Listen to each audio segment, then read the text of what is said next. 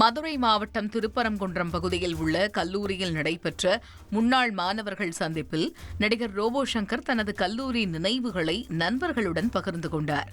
மதுரை மாவட்டம் திருப்பரங்குன்றம் தொகுதிக்கு உட்பட்ட பெருங்குடியில் இயங்கி வரும் அரசு உதவி பெறும் சரஸ்வதி நாராயணன் கல்லூரியில் முன்னாள் மாணவர்கள் சந்திப்பு 25வது ஆண்டு வெள்ளி விழா நடைபெற்றது.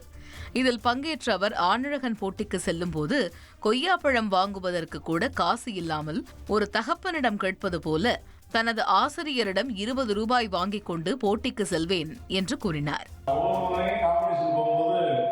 எனக்கு கையில் காசு இருக்காது. அப்பெல்லாம் எனக்கு ஒரு 3 கொய்யாப்பழம் வாங்குறது காசு இருக்காது.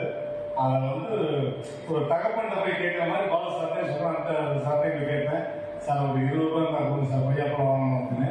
அப்போ டெய்லி எனக்கு டெய்லி அந்த காசு கொடுத்து இந்த டிரான்ஸ்போர்ட் காசு கொடுத்து அப்படிலாம் போய் காம்படிஷன் அட்டன் பண்ணி அதுக்கப்புறம் நான் என்ன நினைச்சோம் அதே மாதிரி அந்த கல்லூரியிலிருந்து கோட் ஷூட் போட்டு அந்த ஸ்டூடெண்ட் நம்ம கல்லூரிக்கு பஸ்ல இறங்கி 1.25 கிலோமீட்டர் நடந்து நமக்கு இன்விடேஷன் கொடுத்துட்டு போனா. ட்ரெண்ட ஃப்ரெண்ட் ஆக்கிக்கோங்க. தந்தி டிவியின் சப்ஸ்கிரைபர்ஸ் அண்ட் ஃபாலோவர்ஸ் குடும்பத்துல நீங்களும் இணையுங்க.